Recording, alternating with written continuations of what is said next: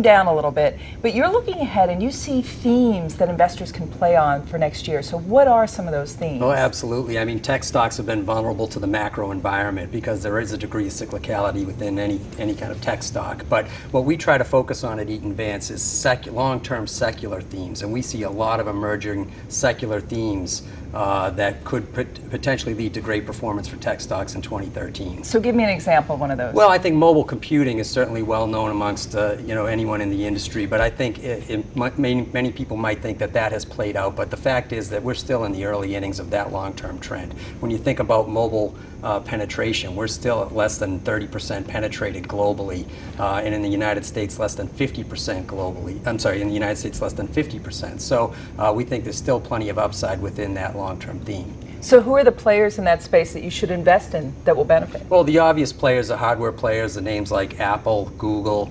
Amazon to some degree, but we like the component players as well, some of the chip companies, names like Qualcomm, Broadcom. We think these are very attractively valued and have great growth prospects going forward. How does the valuation look now on a stock like Apple or Google, where we have seen volatility? Well, I mean, the fact is these are great growth opportunities, yet they still trade at discounts to the market. I mean, Apple net of cash is at 8 or 9 times earnings. Google net of cash is still at a discount to the market. And these are huge markets that they play in. They have huge growth opportunities, but the market has been so fickle and so cyclically oriented because of the macro environment and its weight on these stocks. But we think once we get a little bit of an economic tailwind, we can get some multiple expansion. As these companies grow, we'll have that double-barreled action of earnings growth and multiple expansion, which will lead to great stock prices going forward. How do you play Facebook's drive to get into mobile? Is that buying Facebook or something else? Oh, Facebook definitely. I mean, their opportunity within the global ad market is tremendous. They've got 1 billion registered users, a half a billion of them